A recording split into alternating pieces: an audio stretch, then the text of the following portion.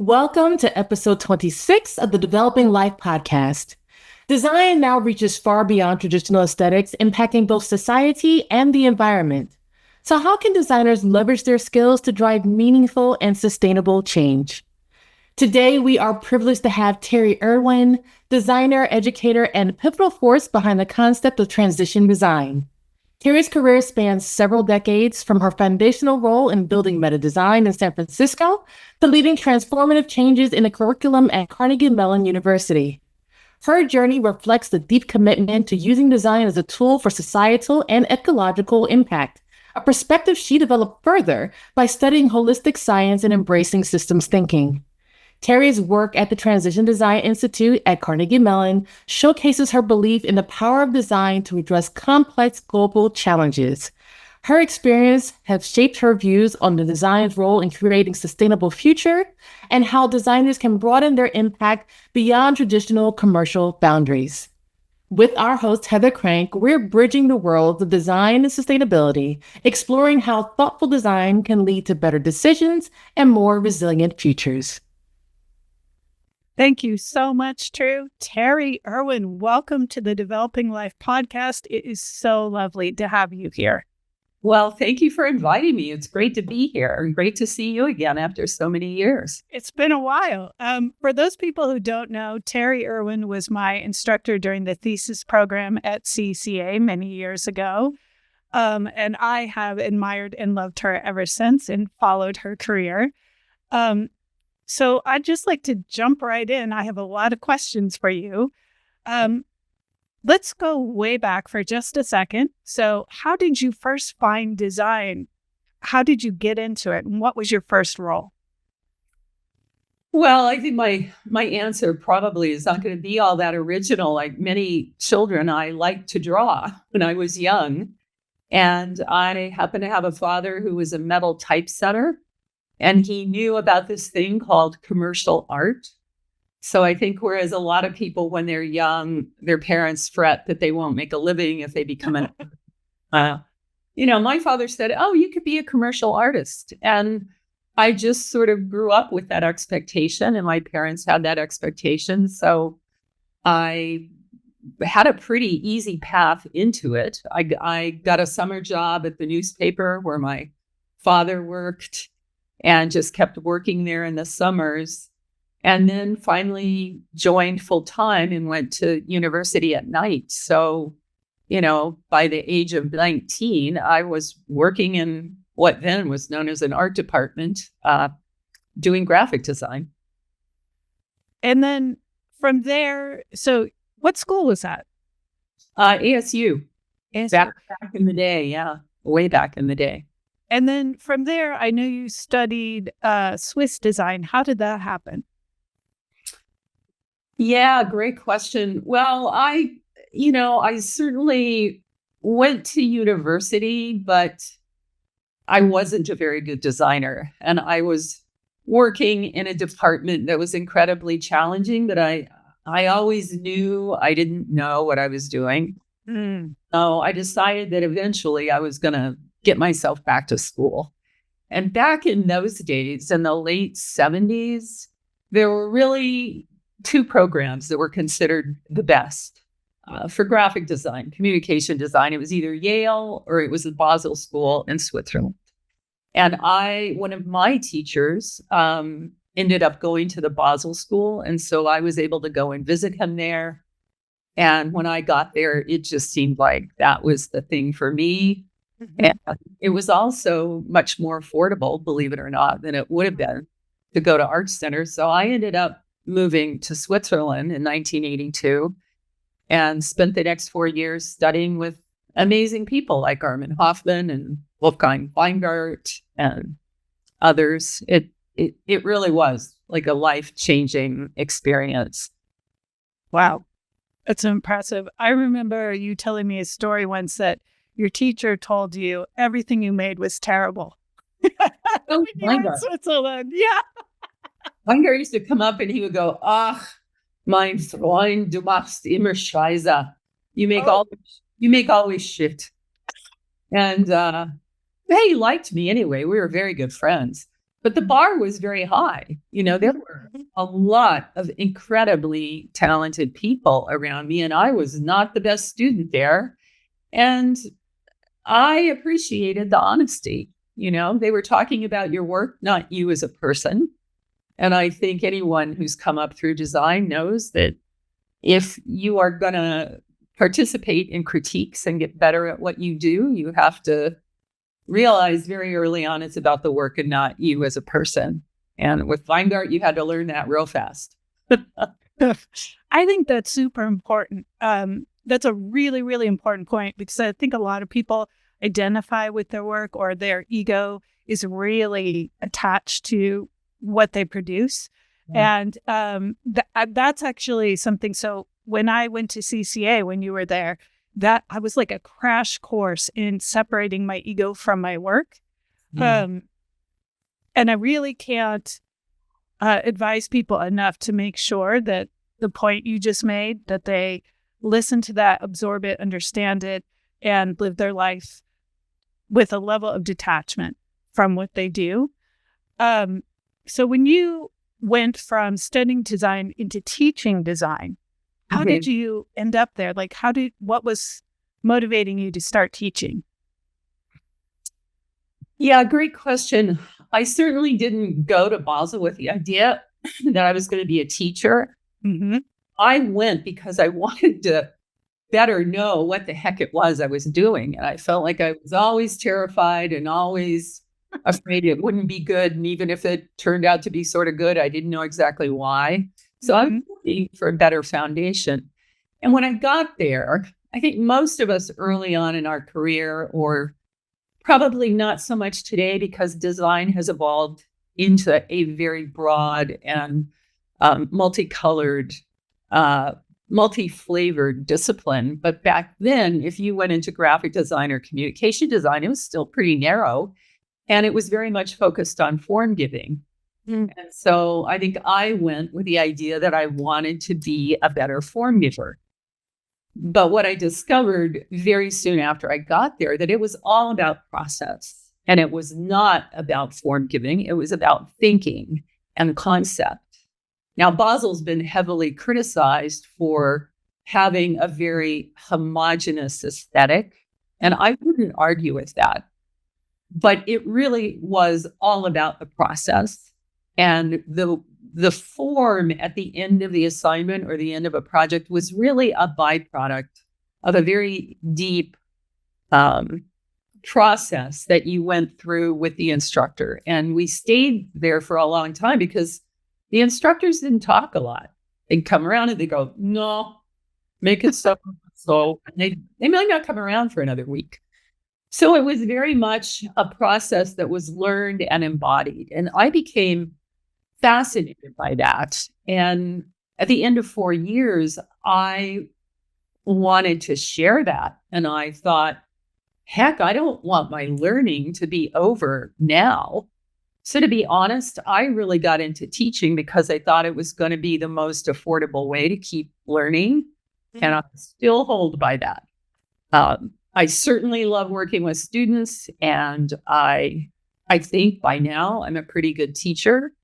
But one of the primary motivations is you continue learning if you're teaching, because you learn from your students every day.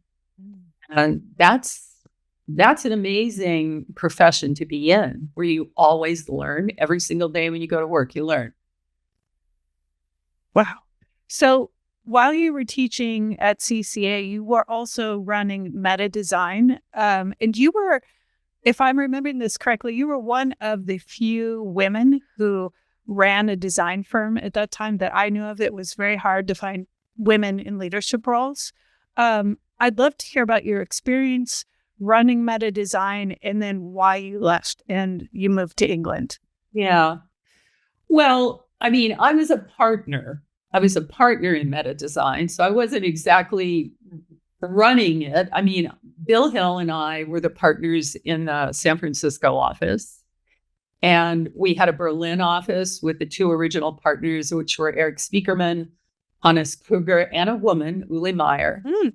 And then we had a London office with two partners there. And we eventually opened a Zurich office with one partner there.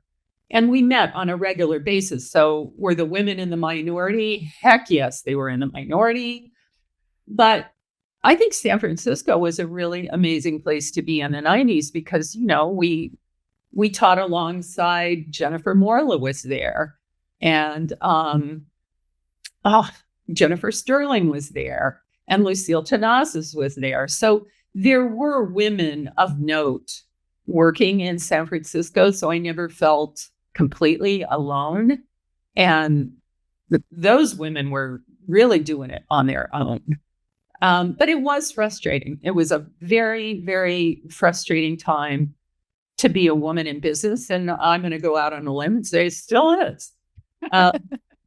But during those years, I wouldn't trade that experience for anything, that decade, and it coincided with Silicon Valley sort of emerging and booming and technology.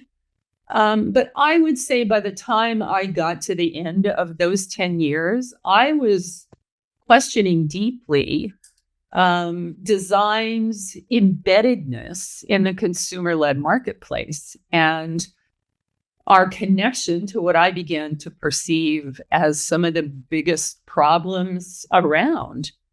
And of course, if you were running a company, which back in those days, unless you were in the middle of the emerging tech field, your profit margins were maybe 8 to 12% on a good day. Mm-hmm. You had to keep the doors open, and you were taking jobs that were very much about selling things. Now, all of this disillusionment, I often say, coincided very neatly with the midlife crisis.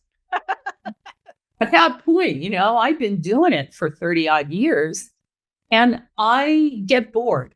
It's a problem I have. About every 20 years, I want to reinvent myself because I don't feel like I'm learning anymore. I'm just doing something over and over again, and I get bored.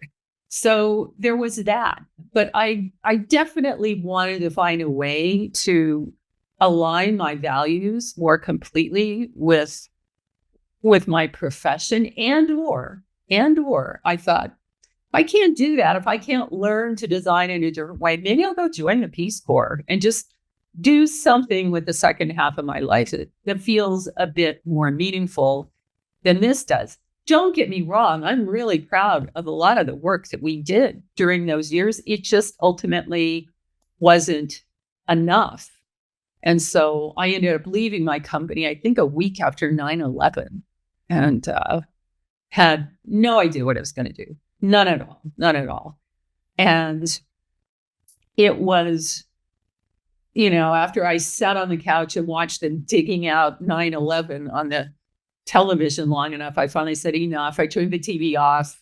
I went into my library and I just randomly pulled the book, The Web of Life by Fritjof Capra off the shelf.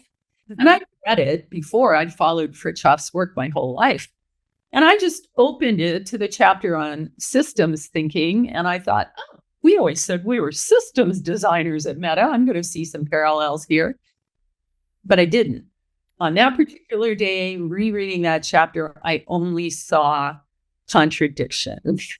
And probably because I was adrift, I had no idea what was going to become of me. I lived alone without meta design. Who was I? I think in those moments of just, being in an abyss, perhaps, you have epiphanies you wouldn't ordinarily have. And my epiphany was we're actually designing in opposition to the way systems in the environment work, living systems work. Mm-hmm. So I just, God knows what came over me. I just had the temerity to write him a letter. I wrote him a letter. I knew he lived in Berkeley. And Rick Raffay had asked me to program the National AIGA convention in Vancouver the following year. And I just wrote Fritjof a letter and said, would you like to speak at the conference? And by the way, have you ever thought about how your ideas about systems could have relevance for designers? And sent it off. And I'll be damned, about a week later, I get a letter from him. And he's like, oh, have breakfast with me. Wow. So I went and had breakfast with him. He showed up with a stack of books. He's incredibly generous. And he said, you should come study with me at this place called Schumacher College. It's the only place I teach. And at the end of breakfast, I just thought, well, I've got nothing else to do. I don't have a job. So that July, I ended up going to Devon, England, to this place called Schumacher College I'd never heard of. And for 3 weeks, I lived alongside and studied with Fritjof Capra.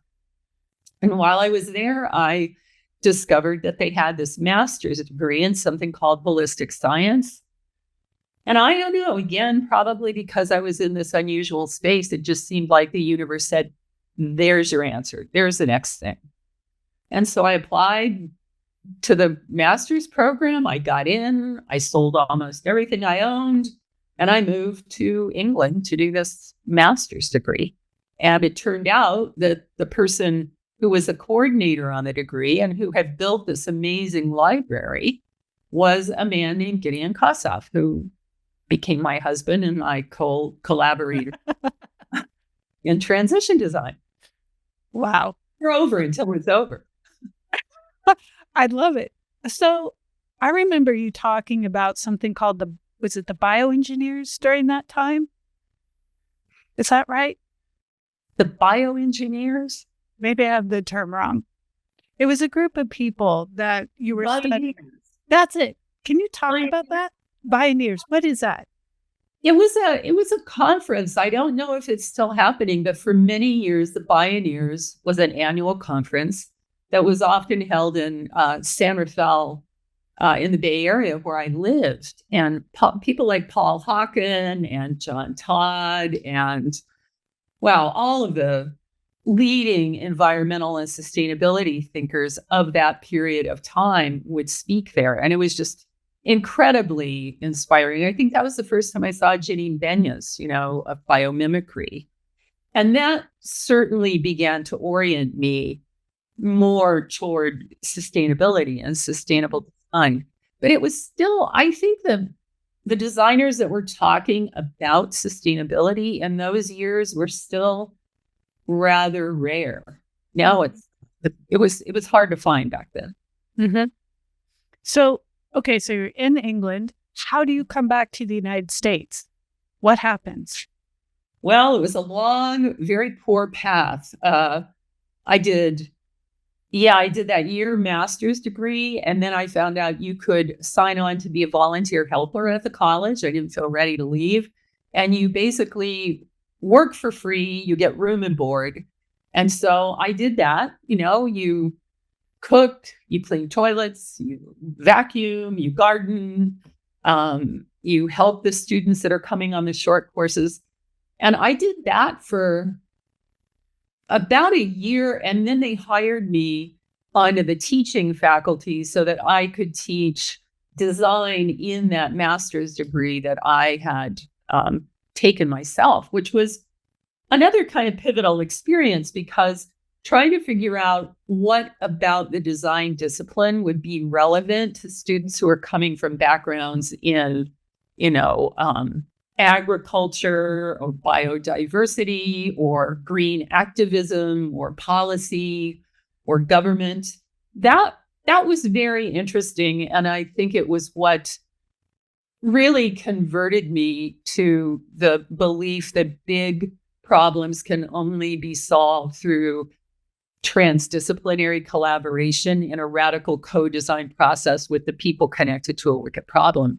Because I got to have so many transdisciplinary conversations with people from all walks of life. And it really also was a great object lesson in how universal the activity of design is.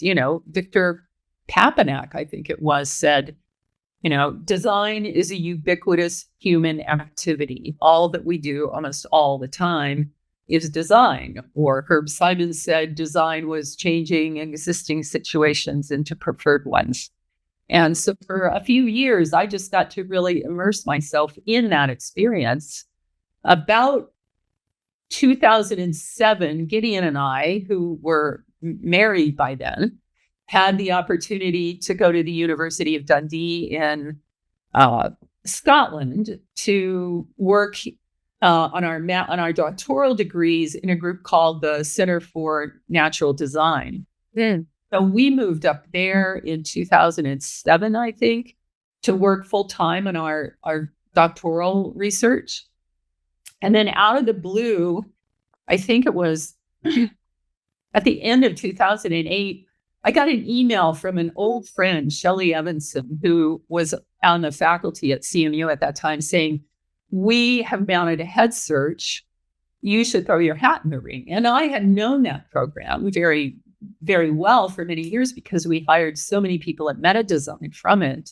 So I knew there were some natural resonances. And I'm telling you, I had been out of work for a really long time. And it's many. And so I just, on a fluke almost, I thought I had very little chance at being hired for that job. I put together an application, sent it in, and they flew me out for an interview. Wow. And I remember saying to them, look, if you aren't willing to put design on behalf of society and the environment at the heart of the curriculum, don't pick me. Don't pick me. Let's not waste each other's time. And as it turns out, they hired me. So, wow, it's so amazing. Yeah, it was kind of like it was flow. We spend so much time pushing rocks up hills, and it feels like when something is meant to be, you don't have to push the rock up the hill. I'm still pushing rocks, but that particular thing didn't feel like a rock. Oh, I'm really absorbing that statement. Okay, so you're back in the United States and you become head of the School of Design at Carnegie Mellon. Mm-hmm. So how did that happen? And talk me through how you redesigned the curriculum, putting sustainability at the forefront. Yeah. Well, as I said in my interview, I told them that I'm pretty sure I said, I'm not going to show up and impose some unilateral vision or expectation on the school. But the one criteria I'm bringing with me is that if you're not willing to just have that infused in the programs and the curricula, don't pick me. So when they hired me, I took that as them saying, yeah, we're willing to do that. And if there was one thing I think I learned at Meta Design, and I learned through making many, many, many mistakes, is that if a vision is going to be meaningful for a group of people, everyone has to feel like they had a part in developing it. So often I think leaders come up with their vision and they impose it on the system. And it's like, here's the marching orders. We're going over here. And I always say that in any group of people, about a third of the people show up kind of going, okay, what are we going to do? And another third will kind of go, all right, I'll give you the benefit of the doubt. And another third usually goes, hell no, I'm not doing that. And so I think the key is running a process, facilitating a space in which different configurations of people are given the opportunity to say what their vision is, what they absolutely don't want, what works for them. And so I just ran a series of retreats that broke people up into all different configurations because there's always cliques to try and tease forth a vision that was common or a vision that everybody felt they could sign up to. And one of the metaphors I used, I think was, and this is very ironic because I don't know how to cook, but I said, imagine that we're all ingredients in a pantry and we have to bake something using every ingredient. No one can be made obsolete. Nobody's skill set, nobody's research can be made obsolete by the new vision and the curricula that arises out of it. That's the no-go. So it's fine if we have a vision that enables some people to just keep doing what they were doing, but the vision ought to allow those people who want to develop and go in new directions to do that too. And I think in the process of doing that, people begin to see where there's agreement and where there's polarity, and there will always be. But the key is trying to find those zones of alignment in which something new can come forth. And transition design arose because I had hired Cameron Tonkinwise to join us from Parsons in New York. And as you probably know, Cameron Tonkinwise came out of a philosophy background, particular Heideggerian. I was a designer, and Gideon came out of a green activism and social theory background, but his PhD is in design. What we really had as the three of us were looking at reconstituting the PhD program started by Richard Buchanan many years before, which had been paused before I got there.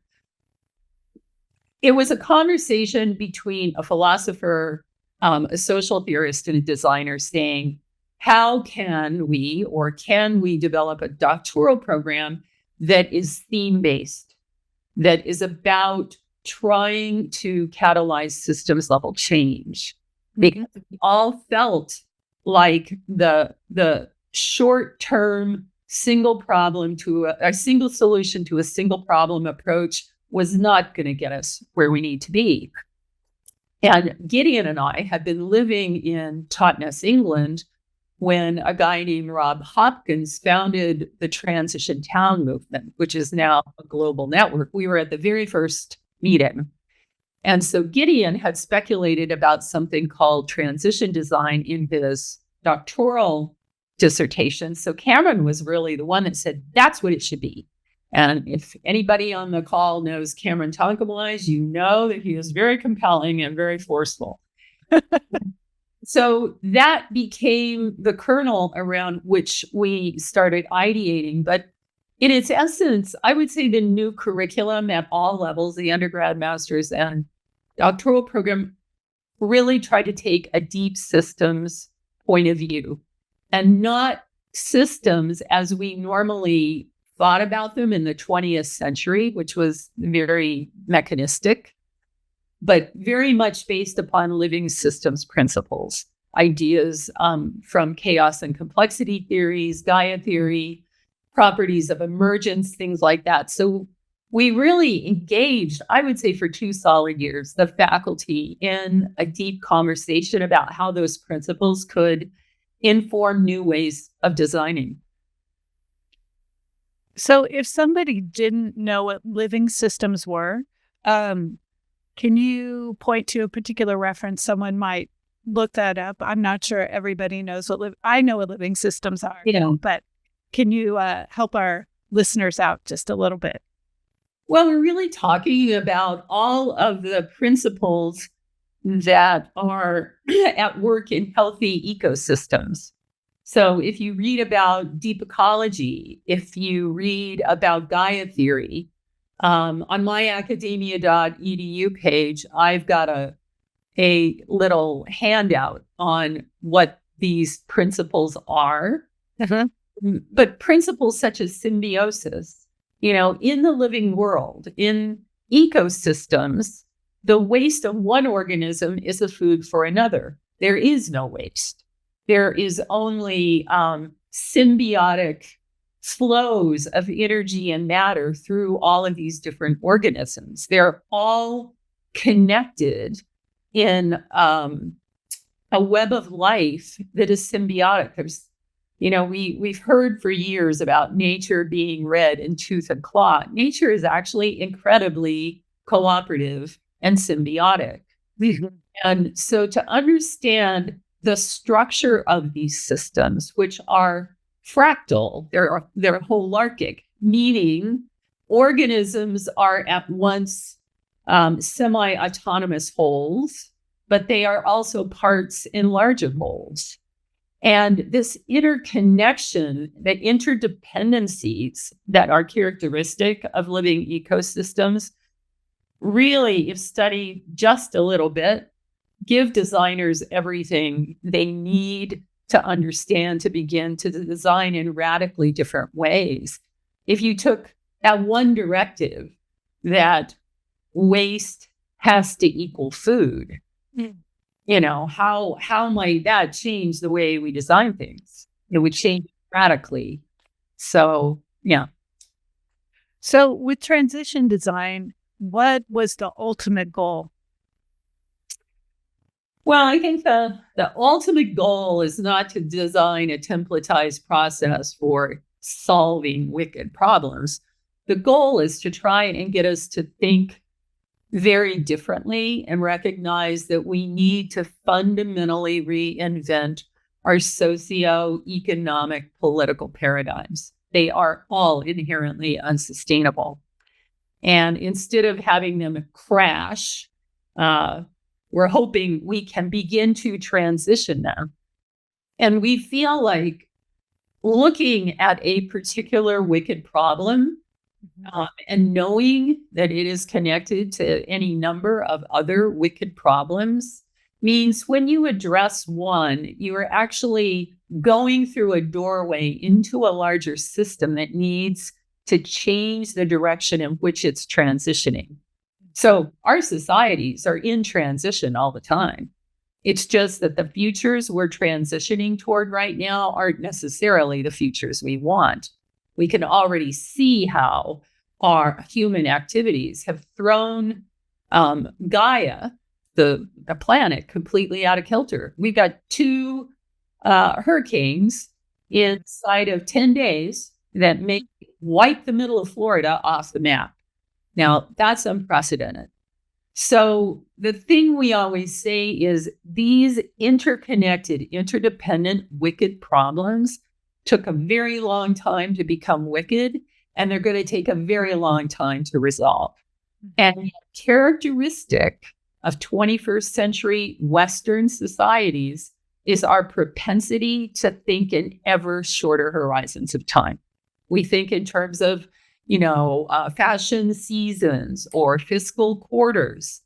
And we want one silver bullet solution to one problem, no matter how big it is. And we want it fast and efficient, and profit is always hanging in the background. The imperative of profit and growth overshadow everything matters. They overshadow the welfare of people and planet. Mm-hmm. Profit is all. Mm-hmm. So we want people to start thinking about that and understand that we're going to have to develop radically different mindsets. Another metaphor would be we're sprinters. We're used to running sprints. We want it fast. We want quick rewards. We want the medal at the end of the sprint. We have to run a marathon or a relay race. That's probably a better one. We have a baton that we're going to have to hand off long after. It's got to continue after we're gone. So how are we going to develop the fortitude, the tenacity, and hopefully hang on to the optimism that it will take to stay with these problems through their decades of resolution while we are also trying to sow the seeds for new paradigms? It's like rebuilding the ship of Thebes while it's under sail. Mm-hmm. It's not going to be easy. But as we were chatting before the call, we've all been born into transitional times. And a transition to me implies something's never over. It's ongoing. But it also, I think, carries with it the promise that it doesn't have to be cataclysmic or dystopia. That it could be a gentle transition if we design for it, if we plan for it. Mm-hmm. But it absolutely has to be a collective enterprise and one that is cooperative and just for all living beings on the planet, not just humans. Oh, I can't agree with that more. So if you were to give businesses advice or suggestions about a couple things that you think they could begin integrating into their practices, what would they be? Well, that is a $10,000 question, isn't it? It is. Well, I think first of all, we have to come to terms with the fact that capitalism is not sustainable. It's not sustainable, and it is not just. It's not equitable. And this economic paradigm has now so taken over the planet that the economy exists in its own right. And we serve the economy, right? We even measure the success of holidays, like the holiday season. Oh, the profits are down, the sales are down. It's going to be a really bad holiday season. It's like we're just brainwashed.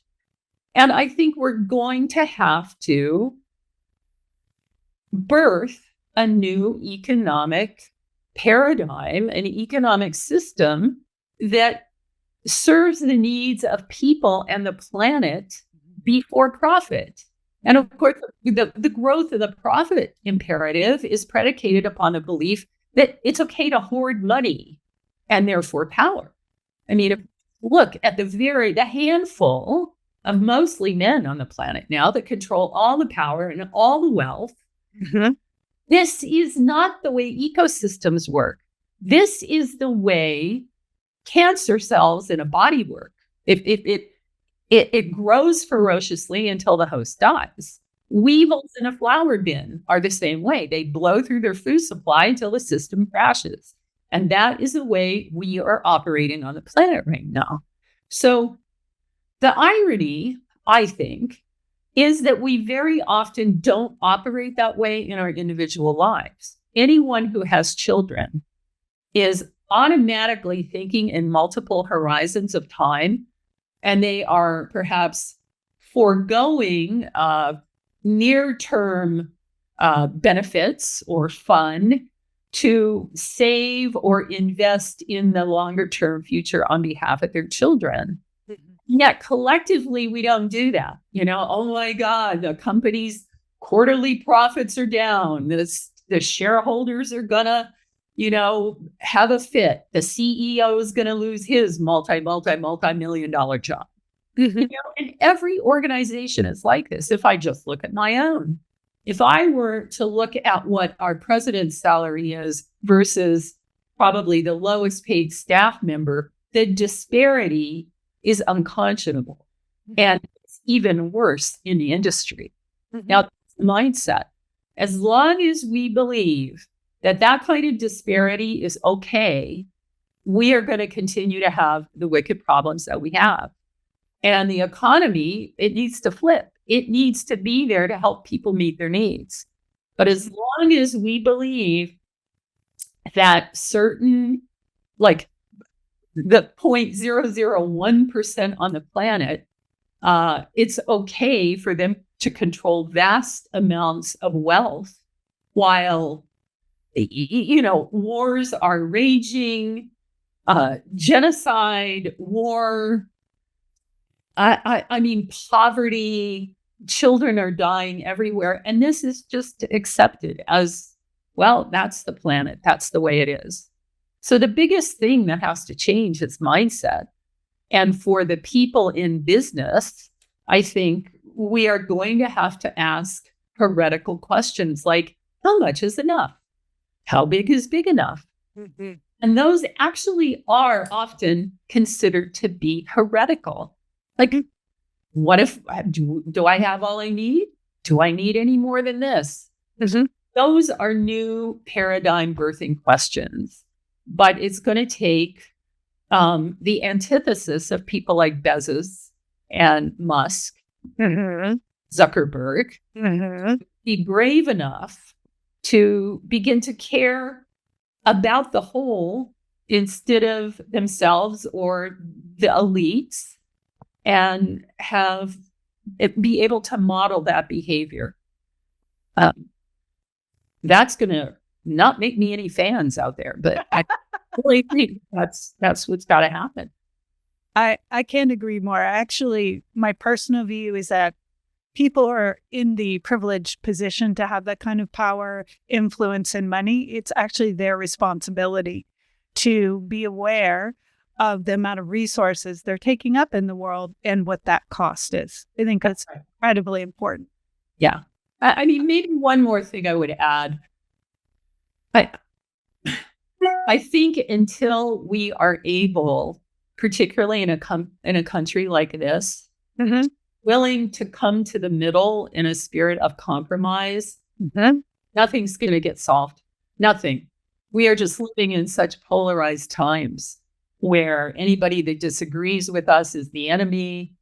We are not practiced in the art of debate and conversation and shades of gray. Mm-hmm. And I have never in my life seen things as polarized as they are right now. And I really am fearful of that. Watching this polarization has actually made me less radical in my political beliefs. Actually, that's not true. I'm still a lefty, but you know what? I will step to the middle and be willing to compromise on half of the whole. I think we all need to ponder that a little more deeply. I agree. All right. I'm going to shift gears again. In 2021, you won the AIGM medal. What was that experience like for you? Well, it was online. It was during the pandemic. Not like this. I mean, it was very nice. It's always an incredible honor to be, given a vote of confidence like that from your peers. It meant a lot. But I think it's one of those things where you ought to swim around in it until your fingers get all pruny for maybe like 10 minutes, and then set it aside. Because one of the things that really bothers me about design and related disciplines, and certainly Hollywood and so many other areas, it's this cult of the celebrity. And it too is a wicked problem. I just think this, the celebration of the individual during times when it needs to be about community and an awareness of the whole. And if you're examining yourself, it's like, what can I do on behalf of this? Mm-hmm. I think sometimes these awards can like blot out the sky. And I think maybe when you're young and you're coming up through a discipline, maybe that's a good star to steer by a little bit. But I also think if we focus on that stuff too much, it impedes our ability to collaborate well, because you're like watering the ego every day. Mm-hmm. I promise you, whatever you think there is, when you get there, there's no there. If you are constantly trying to learn or do better or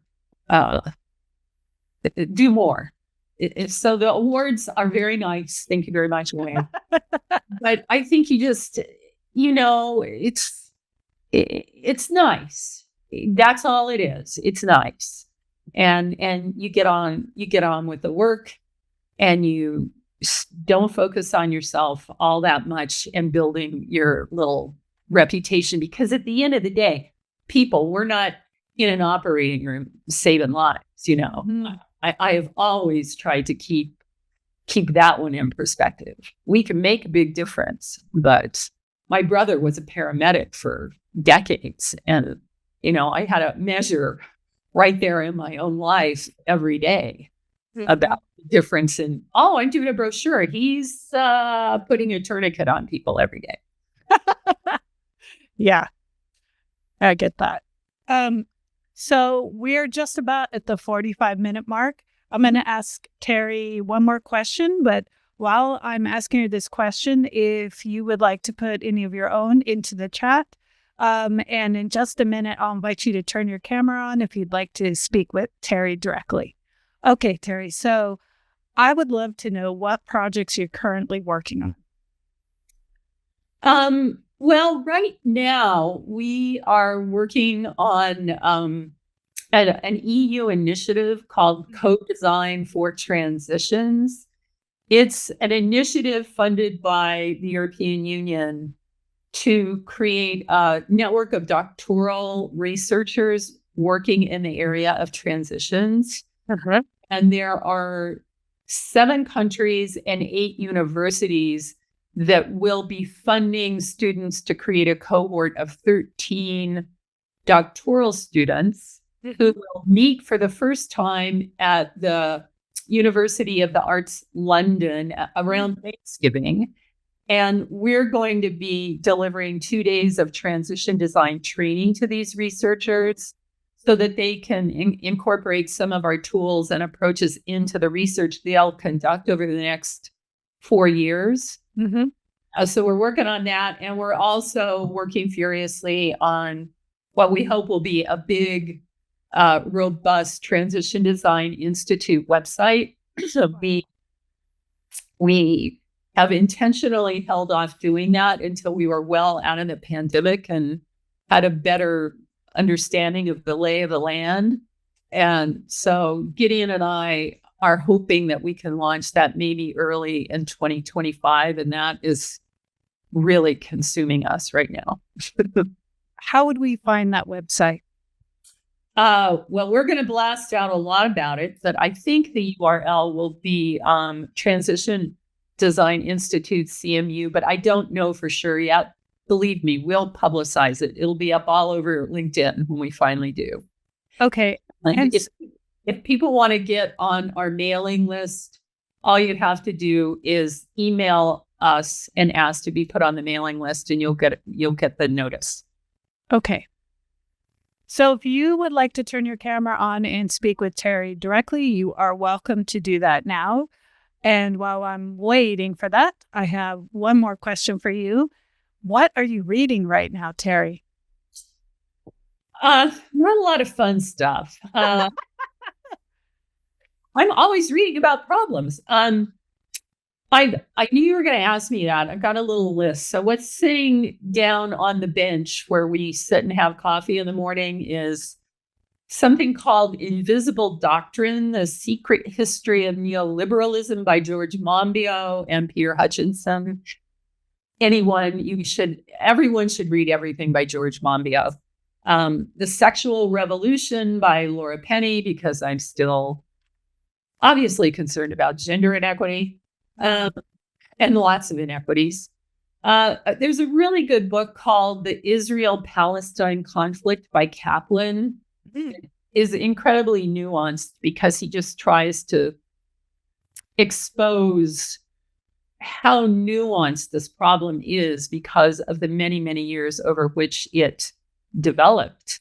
And then one called How Media and Conflicts Make Migrants by Forkert, Oliver, and others, because I think forced migration is just going to be another huge, wicked problem that's going to affect us all real soon. And then in fiction, I'm a big science fiction buff. But one thing I'm reading right now is called Cloud Cuckoo Land by Anthony Doerr. And I'm also looking at a lot of photographs by Robert Frank. MoMA's having a big exhibition of his work. There hasn't been a Robert Frank exhibition in a long time. So I'm very excited to go see that at MoMA. And before I invite Petrula to ask her question, I just have to say, I've been following your beautiful photography on Instagram. And if you haven't checked out Terry's work on Instagram, please do. It's just gorgeous. Thank you. Thanks. You're welcome. Petrula, it's so nice to see you. It's so nice to be here. And I'm so happy that you mentioned the photography. I was definitely going to do that. It's extraordinary, Terry. Thank you. You identified this work, and it's around design. But part of me is sad to say the reality of how little designers have power. Mm-hmm. What areas do you feel like transition design principles can be applied? What leaders, what sectors do you think this can actually make the most difference in? Because I don't know that graphic designers or designers are really going to be able to do this in the way that it's going to take hold on a greater level. Mm-hmm. Yeah. Thanks for asking that question, because it enables me to make a really important point of clarification. Transition design was created as an approach to addressing wicked problems, big, hairy systems problems, which always manifest in place and culture specific ways. And no single group of people, no single discipline can resolve those. So we are not talking about an approach that you would use way down deep within a disciplinary silo, like graphic design or architecture. What we're talking about is what design can bring to the party in addressing a wicked problem, or what architects or policymakers can bring.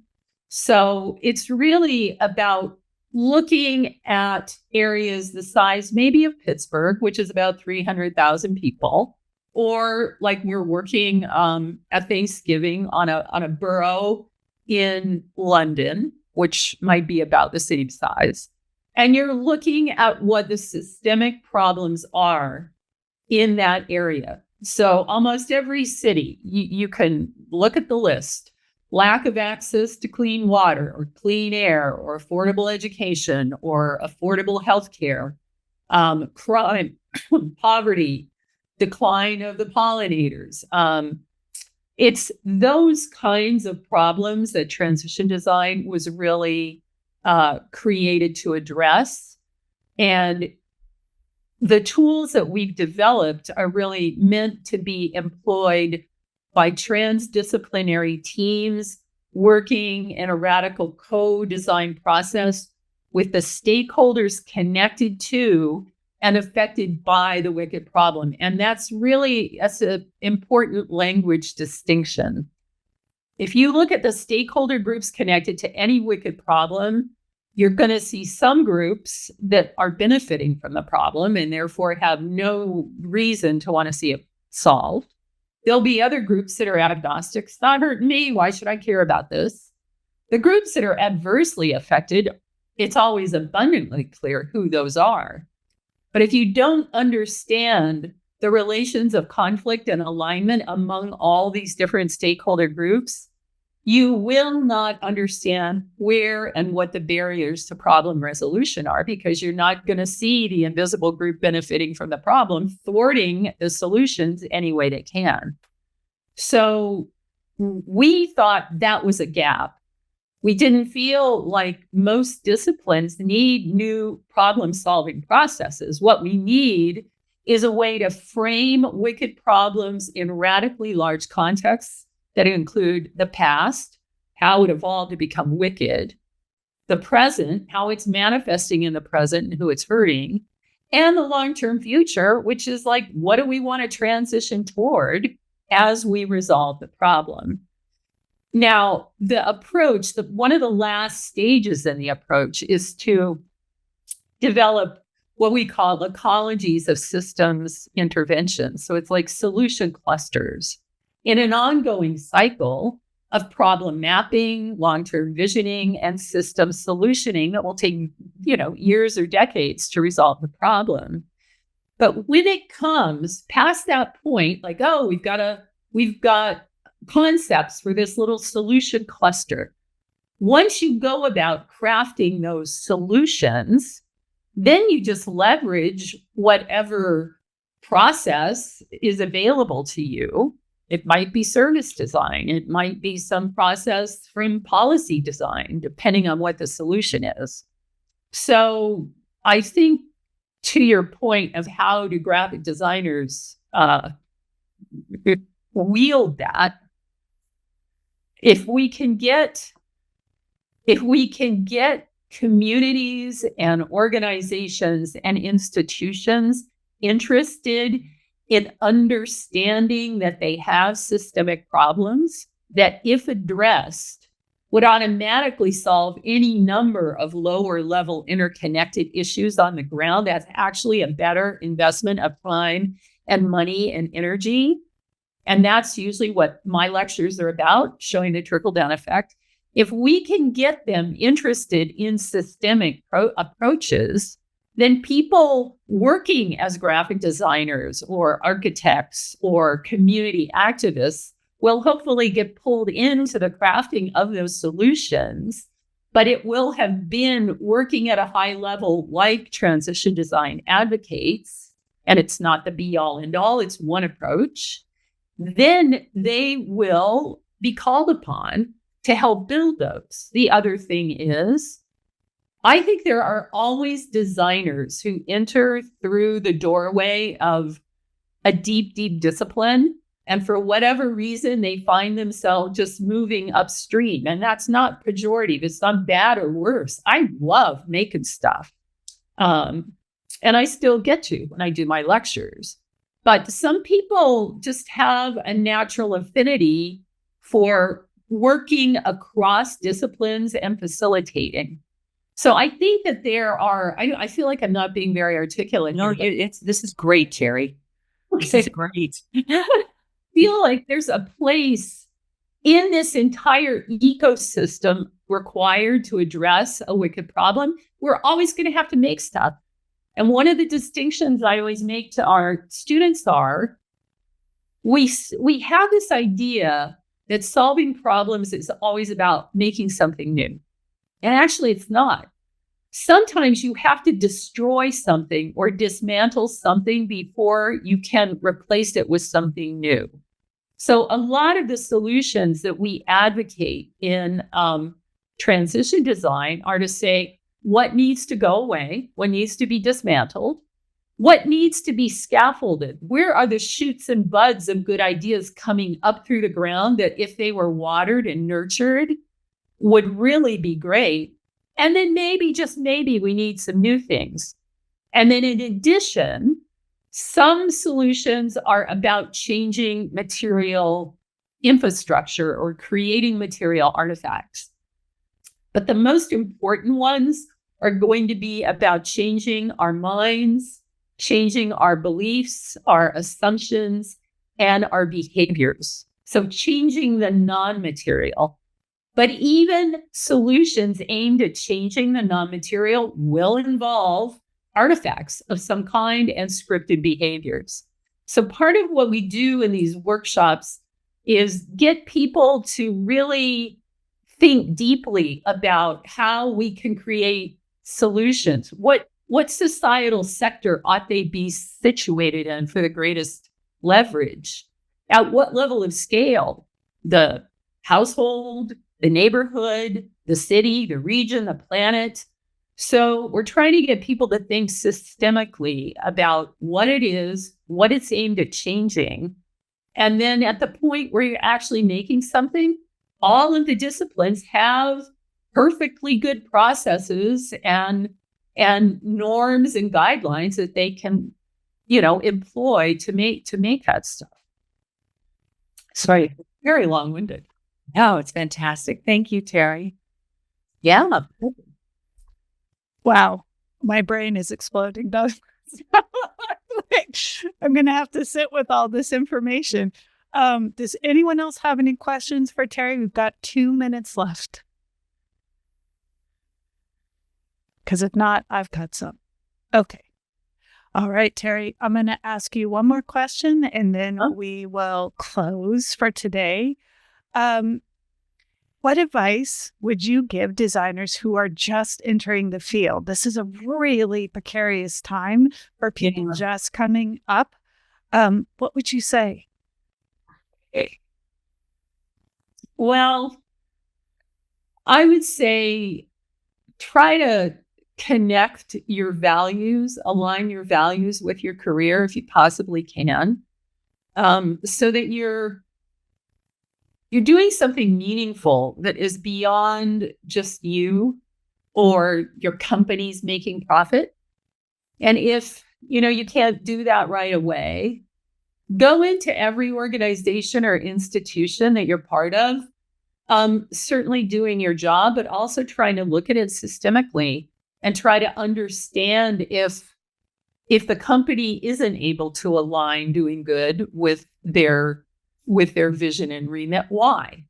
So you can always be a student of systems wherever you are. You can always be a student of trying to understand why solutions are failing. And you can begin to see change one conversation at a time. I mean, one of the most valuable experiences I ever had was working for Landor Associates, because boy, I got to see up close and personal how very, very large design firms worked and what didn't work. And it showed me what I did and didn't want to do. So no matter where you go, if you have your sights set on that eventual alignment of your passion, what you want to do in the world with something bigger than you are, you might not achieve it until you're in middle age, like I was. But if you're actively learning along the way, by the time you are positioned to do something, you'll do it really effectively. So it takes it takes patience. But you may never get out of the belly of the beast. I'm in a beast. I'm in the belly of a beast. And I am, we were able to launch transition design even as we're embedded in a very all universities are profit oriented now, and the disciplines are siloed. It's the infrastructure we're right now, but can still make change in that. And I would say, don't stop learning. Don't get complacent. Don't be seduced by celebrity, and learn to play with people from other disciplines. And I'd also say it's as important to learn to be a good follower as it is to be a good leader. And that's probably a topic for another discussion, but it's important. Ooh, that is so powerful, Terry. I think this is a great place to stop. Yeah. I want to thank everybody for joining us today.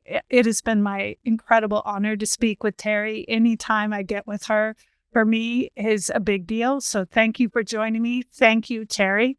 And Terry, if you could just stay on for just a second while we close this, that would be great.